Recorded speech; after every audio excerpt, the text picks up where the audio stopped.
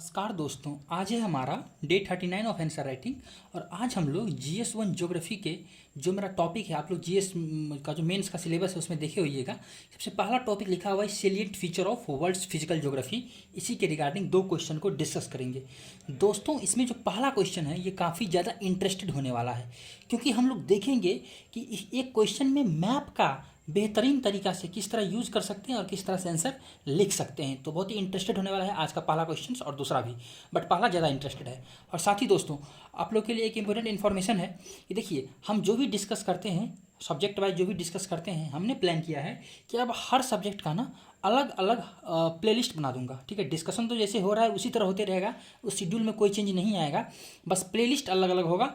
और जिस दिन जो सब्जेक्ट डिस्कस किया जाएगा उसके रिस्पेक्टिव प्लेलिस्ट में उसको डाल दूंगा, ताकि आपके लिए फ्यूचर में आसानी रहे। ठीक है, तो आइए देखते हैं आज का क्वेश्चन। देखिए, पहला क्वेश्चन है कि briefly mention the alignment of major mountain ranges of the world and explain their impact on the local weather with examples। मतलब ये है कि दुनिया की जो मेजर माउंटेन रेंजेस है ना, ठीक है, उसका अलाइनमेंट हमको बताना है, कहाँ पर है, किस डायरेक्शन में अलाइन है। ठीक है, और साथ में ये भी एक्सप्लेन करना है कि उसका इम्पैक्ट वहाँ के लोकल वेदर पे क्या पड़ता है विथ एग्जाम्पल्स। 250 वर्ड्स में ये आंसर हमको लिखना है, जो कि यूपीएससी प्रीवियस ईयर का ये पार्ट रह चुका है। और एक्चुअली हम लोग मैप का बहुत ही अच्छा यूज़ करने वाले हैं। ठीक है, तो आइए स्टार्ट करते हैं। सबसे पहले इंट्रोडक्शन एक लाइन का। ठीक है, क्योंकि इसमें मेरे पास कंटेंट बहुत है, इसलिए हमने सिंपल एक लाइन का इंट्रोडक्शन दे दिया कि arrangement of series of mountains in a line is said to be the mountain range. कुछ नहीं मिला तो माउंटेन रेंज का क्या डिफिनेशन हो सकता है, मैंने वो कर दिया। ठीक है, arrangement of the series of mountain in line said to be mountain range. अब देखिए, अब बॉडी वाले पार्ट में मूव करते हैं। It's unique alignment in the region has impact on local weather condition. ठीक है, लोकल वेदर कंडीशन पे इसका यूनिक अरेंजमेंट इम्पैक्ट डालता है। तो किस तरह डालता है, देखिए हम माउंटेन्स का देखेंगे, जो मेजर माउंटेन्स है ना, क्योंकि मेजर माउंटेन के बारे में मेंशन करना है हमको। पहला है हिमालय। ठीक है, तो देखिए आपको बताइए मैंने क्या किया, मैप के माध्यम से दर्शाने लगा कि runs in the east to west directions और सेपरेट करता है इंडियन सब कॉन्टिनेंट को तिब्बतन प्लेटू से। अब ये कैसे इंपैक्ट करता है लोकल वेदर को, मैंने उसका 2 पॉइंट लिख दिया। आप देख रहे हैं किस तरह से मैं एकदम प्रॉपर तरह से आंसर फ्रेम कर रहा हूँ। पहला देखिए, ये देखिए इसमें मैंने दर्शा दिया कि जो साउथ वेस्ट मानसून है, आपको पता होगा कि ये वाला रीजन है, जब गर्मी में ये बहुत हीट हो जाता है तो ये लो प्रेशर का रीजन होता है, तो यहाँ से ये इधर जाता है और साथ में यहाँ पर हिमालयन माउंटेन है तो यहाँ से टकरा के भी इधर जाता है। तो वही है make south west monsoon rain in the north India, क्योंकि ये साउथ वेस्ट मानसून यहाँ से नॉर्थ इंडिया में इंटर किया, हिमालय है तो क्रॉस नहीं कर सकता है, तो यहाँ पर रेन कराता है। पहला। दूसरा, जो कोल्ड साइबेरियन विंड है, ठीक है, जिधर रसिया होगा साइबेरिया का रीजन, इधर से जो कोल्ड विंड आता है ये इंडिया में इंटर न कर जाए, इसके लिए हमारा हिमालय हमें प्रोटेक्ट करता है। तो ये दो इसका इम्पैक्ट हो गया लोकल वेदर पे। आई होप आपको समझ में आया होगा विथ मैप। दूसरा है रॉकीज। रॉकीज आपको पता है, जो रॉकीज माउंटेन है वो नॉर्थ अमेरिका है। तो आप देख सकते हैं यहाँ मैंने नॉर्थ अमेरिका का मैप बना दिया। इसमें मैंने बता दिया कि रॉकीज कैसे रन करता है, तो नॉर्थ टू साउथ डायरेक्शन में मूव करता है नदर्न अमेरिका में। तो ये मैंने इसका लोकेशन बता दिया। देन इम्पैक्ट क्या है इसका, अब देखिए यहाँ वेस्टर्लीज फ्लो करते हैं, यहाँ नियरली 30 डिग्री के आसपास यहाँ जाएगा, यहाँ 60 डिग्री आएगा, इस बीच में वेस्टर्ली फ्लो करता है। ठीक है, तो वेस्टर्ली क्या करेगा, अगर पैसिफिक ओशियन से, यहाँ पैसिफिक ओशियन है ये, यहाँ से जब ये एयर लेके जा रहा है तो इस माउंटेन से टकराएगा एयर, है ना। माउंटेन से जब एयर टकराएगा तो क्या होगा कि ओरोग्राफिक रेन यहाँ पर कराएगा, क्योंकि एयर उठेगा ऊपर उठेगा इस तरह से। माउंटेन में आपको पता होगा एयर ऊपर उठता है, यहाँ पर रेन बनेगा, रेन कराएगा यहाँ पर। ठीक है, तो और ये रेन साइडो साइड हो जाएगा। तो देखिए यहाँ पर रेन साइडो साइड होगा, बहुत ही कम रेन होगा, तो यहाँ पर ना या तो एरिड रीजन होगा या थोड़ा सा ग्रासेस व्रासेस हो सकता है। तो वही मैंने बता दिया कि wet air from the Pacific oceans the rain on the western side. ठीक है, ये वेस्ट है ये ईस्ट है, वेस्टर्न साइड में रेन करा दिया माउंटेन के। और देखिए prairie grassland on the eastern side, या ऐसे भी लिख सकते थे कि arid region in the eastern side. ठीक है, अब दूसरा देखिए, दूसरा क्या है, फॉर्मेशन ऑफ चिनूक। चिनूक देखिए बहुत ही फेमस है, ध्यान समझिएगा। यहाँ ये नॉर्दर्न अमेरिका है, नॉर्दर्न अमेरिका में इधर की तरफ से, ठीक है, इस तरह से कह सकते हैं कि पोल की तरफ से ब्लिजार्ड चलता है। ब्लिजार्ड वहाँ का लोकल विंड है, बहुत ही ठंडा विंड होता है, ब्लिजार्ड चलता है। और ये जो विंड था, ये वेट विंड था, जो ये क्या बोलते हैं इसको, रॉकीज के थ्रू ऊपर उठा, यहाँ पर माउंटेन, यहाँ पर रेन कराया। और उसके बाद जब वो रेन साइड साइड में आता है ना, जैसे जैसे नीचे आता है तो टेम्परेचर विंड का बढ़ता है, मतलब गर्म हवा हो जाता है। और ये गर्म हवा जब इस साइड इंटर करता है माउंटेन से नीचे आने के बाद, तो यहाँ जो ब्लिजार्ड है, जो कि काफ़ी ज़्यादा एकदम यहाँ पर ना स्नो का बर्फ डाल देता है। ठीक है, तो इस बर्फ को समाप्त कर देता है ये चिनूक गर्म हवा। ठीक है, ये जो गर्म हवा इसको चिनूक बोलते हैं, जो कि यहाँ के बर्फ को समाप्त कर जाता है, इसलिए चिनूक को द स्नो ईटर के नाम से जाना जाता है। आई होप आपको ये बात समझ में आया होगा। ठीक है, तीसरा है इंडीज। देखिए आपको पता होगा कि इंडीज कहाँ पर है, तो यहाँ पर मैंने बता दिया stretch along the north south direction in the southern America या साउथ अमेरिका। ठीक है, देखिए मैंने यहाँ पर एक डायग्राम के माध्यम चीज़ों को बता दिया।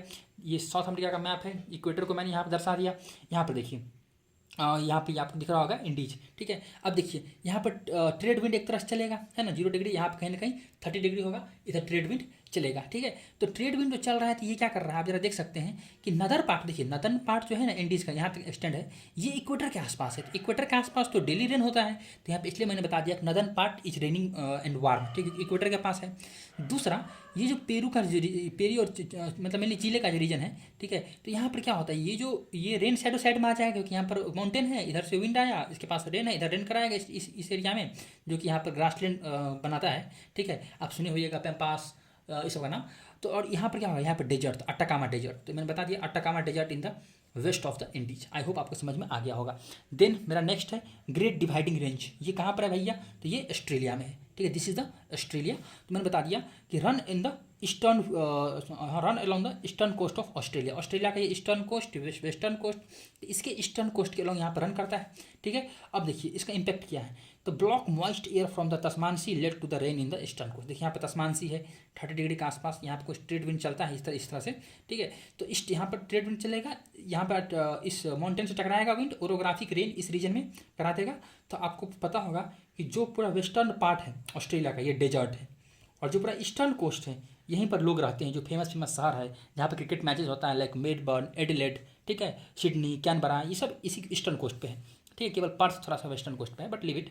ये होगा ग्रेट डिवाइडिंग रेंज का सिग्निफिकेंस। देन है एल्प्स रेंज, ठीक है, आपको पता होगा यूरोप का बहुत ही फेमस माउंटेन है एल्प्स माउंटेन, तो लोकेटेड इन द यूरोप, ठीक है, इन द क्रिसेंट शेप, इस तरह से क्रिसेंट शेप में यूरोप में है, ठीक है, वेस्ट टू ईस्ट डायरेक्शन में एक्सटेंड करता है। तो इसका इम्पैक्ट क्या है, देखिए यहाँ पर क्या होगा, यहाँ पर ये पोलर एरिया है, तो यहाँ से ठंडी ठंडी हवाएं चलती हैं, ठीक है।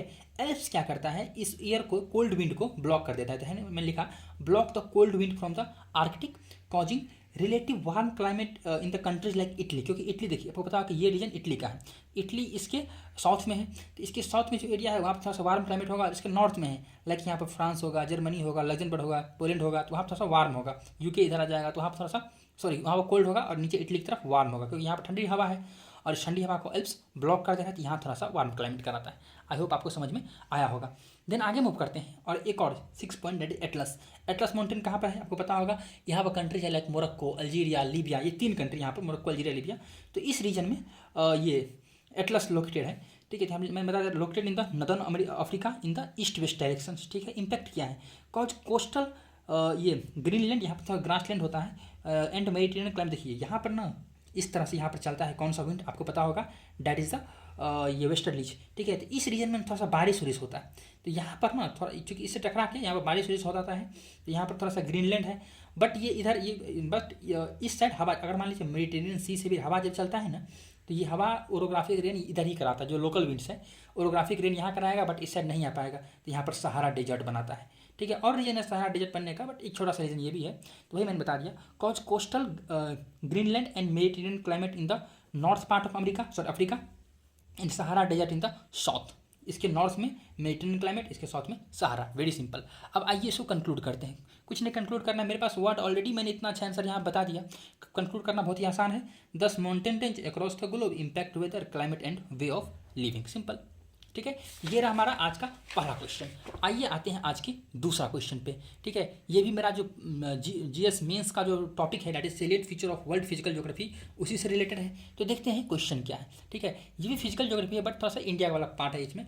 देखिए, there is no formation of delta along the western ghat by rivers, why, how it impact the regional ecosystem. देखिए आपको पता होगा कि ये हमारा खूबसूरत सा प्यारा सा भारत, ठीक है, यहाँ पर वेस्टर्न घाट है, तो वेस्टर्न घाट के अलोंग जो यहाँ से जो रिवर फॉल करता है अरेबियन सी में, ये रिवर ना डेल्टा नहीं बनाता है, जबकि जो ईस्ट साइड है बे ऑफ बंगाल में फॉल करता है, ये अच्छा खासा डेल्टा बनाता है, ठीक है। तो ये डेल्टा क्यों नहीं बनाता है, पहला पार्ट। दूसरा पार्ट, ये कैसे इम्पैक्ट, डेल्टा नहीं बनता है तो वो किस तरह से इम्पैक्ट करता है रीजनल इकोसिस्टम पे, ठीक है। तो आइए देखते हैं इसका आंसर क्या हो सकता है। हम सबसे पहले एक लाइन में डेल्टा को डिफाइन कर दिया। डेल्टा क्या है, क्योंकि देखिए जो की पॉइंट उसको डिफाइन कर दीजिए, मेरा सिंपल सा कॉन्सेप्ट है, ठीक है।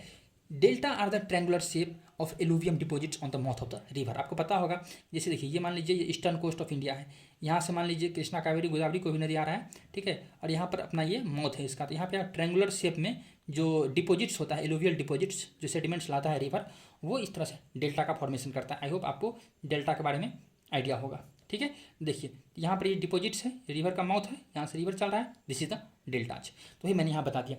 देन अब देखिए बॉडी वाले पार्ट में मूव करते हैं। The west flowing rivers of the peninsular India, this is the peninsular India, ठीक है, अराइजिंग फ्रॉम और near the western ghat do not form delta, ये डेल्टा नहीं बनाता है due to the following reasons. तो रीजन्स बताने से पहले हमने क्या किया, एक खूबसूरत सा भारत का मैप बना दिया।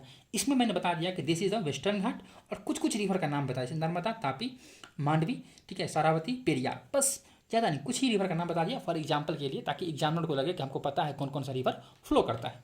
अब आते हैं बॉडी वाले पार्ट पे, यानी रीजन्स को देखते हैं। पहला स्टीप ग्रेडियंट, चलो आप लॉजिकली सोच भी सकते हैं कि मान लीजिए ये समुद्र है, या सॉरी ये माउंटेन है, यहाँ से तुरंत समुद्र स्टार्ट है, एक तरफ यहाँ समुद्र स्टार्ट है, तो यहाँ तो आराम आराम से जाएगा, यहाँ क्या तुरंत इसको जल्दी से नीचे उतरना है, तो ये स्टीप ग्रेडियंट। देखिए due to the steep gradient river बहुत ही रैपिडली फ्लो करता है, जिसके कारण वो सफिशिएंट अमाउंट में सेडिमेंट को डिपॉजिट नहीं कर पाता है, ज़्यादा सेडिमेंट ला भी नहीं पाता है, डिपॉजिट भी नहीं कर पाता है as compare to the those river which flow on the gentle slope, ठीक है, ये आराम आराम से लाएगा, ठीक है, और जो इसका ओल्ड स्टेज होगा वहाँ आराम से सेडिमेंट डिपॉजिट करेगा, जबकि ये नहीं कर पाएगा, जिसके कारण डेल्टा फॉर्मेशन नहीं होगा, पहला पॉइंट। दूसरा पॉइंट शॉर्ट डिस्टेंस, देखिए रिवर जो कि अराइज करता है वेस्टर्न घाट से, वो ना अरेबियन सी में तुरंत गिर जाता है, और दोनों के बीच का डिस्टेंस बहुत ही कम है, जिसके कारण क्या होता है कि रिवर वही बात सफिशिएंट अमाउंट में सेडिमेंट नहीं ला पाएगा, है ना, क्योंकि टाइम ही नहीं है उतना, जिसके कारण डेल्टा नहीं बनता है। सिंपल बात है, ठीक है, डेल्टा बनने के लिए सेडिमेंट चाहिए, सिंपल, ये आप दिमाग में रखिएगा। देन है टेरेन अलोंग द वेस्टर्न घाट, देखिए वेस्टर्न घाट के अराउंड ना रॉकी टेरेन है, ठीक है, जो कि सेडिमेंट के डिपोजिशन के लिए उतना फेवरेबल नहीं होता है। देखिए जो प्लेन एरिया होता है ना, एक तो प्लेन एरिया बनता है सेडिमेंट से, और दूसरा वहाँ पर सेडिमेंट डिपोजिशन और अच्छा होता है, रॉकी टेरेन में बहुत डिफिकल्ट होता है। Then fourth one is coastal wave action. आप जरा सोचिए, जो स्ट्रॉन्ग सी वेव है अरेबियन सी से, वो ना वो जो वेस्टर्न कोस्ट लाइन है उसको हिट करता है और उसको इरोड करता है, जिसके कारण जो भी देखिए मान जो भी यहाँ पर सेडिमेंट डिपॉजिट हुआ रहेगा ना, सबको सी वेव क्या कराएगा, बहा कर लेके समुद्र में चले जाएगा, तो डेल्टा बनने ही नहीं देगा। पाँचवा शॉर्ट कॉन्टिनेंटल शेल्फ, देखिए आपको पता होगा कि जिस तरह से मान लीजिए कॉन्टिनेंट है, या इधर यहाँ से मान लीजिए ओशियन शुरू है, तो इस तरह से जब यहाँ पर नीचे की तरफ हम आते हैं ना ओशियन में, तो इस रीजन को बोलते हैं कॉन्टिनेंटल शेल्फ। अब ये जितना ज़्यादा बड़ा रहेगा, ठीक है, समुद्र उतना लेट से शुरू होगा, एक तरह से कह सकते हैं, तो उतना मेरे को जेंटल स्लोप मिलेगा। अगर ये बहुत कम है ना, ठीक है, तो ये एरिया बहुत ही कम अवेलेबल होता है, तो वही बताया दिया गया कि this is the continental shelf, it limit the area available along the coast line for sediment deposition, ठीक है, जिसके कारण भी डेल्टा नहीं बनता। अगर ये जेंटल स्लोप रहता लंबा सा कोस्ट ये कॉन्टिनेंटल शेल्फ रहता तो ज़्यादा डिपॉजिट हो पाता, ठीक है। तो ये 5 कारण हैं जिसके कारण यहाँ पर डेल्टा नहीं बनते हैं। देन इसका इम्पैक्ट क्या पड़ता है रीजनल इकोसिस्टम पे, तो मैंने बताया absence of delta and its impact on the regional ecosystem. पहला देखिए नो डेल्टा, तो डेल्टा तो अब देखिए आपको पता होगा, जिस तरह से हम लोग पढ़ते हैं ना, ये जैसे वेस्ट बंगाल के पास डेल्टा है, या फिर जहाँ पे डेल्टा रहता है तो वहाँ क्या है, एक्चुअली में वो एलुवियल सॉइल है जो कि रिवर लाया है, डिपॉजिट किया है। और आपको पता होगा कि रिवर जो सॉइल लाता है काफ़ी फर्टाइल होता है, तो no delta, no fertile land, poor agriculture. दूसरा lack of deltaic biodiversity like mangroves. अब देखिए ये जो मेरीन इकोसिस्टम में काफ़ी हेल्पफुल होता है, ठीक है। जैसे अगर मैंग्रोव नहीं है तो उसके कारण क्या होगा कि शोर लाइन इनस्टेबल रहेगा, कोस्टल इरोजन होने का चांस काफ़ी ज़्यादा है, तो वही हाई चांस मैंने बता दिया। तो ये मैंने 3 इसका इम्पैक्ट बता दिया, क्योंकि मेरे पास 150 वर्ड है।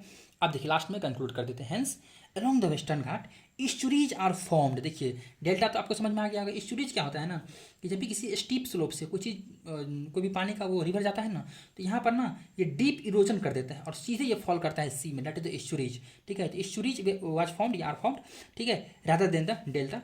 This absence of delta does impact economically and ecologically in the region. Economically भी इम्पैक्ट करता है, इकोलॉजिकली भी इम्पैक्ट करता है। तो ये रहा हमारा आज का डिस्कशन। कैसा लगा आप कमेंट बॉक्स में बता सकते हैं। And thank you very much for the discussion.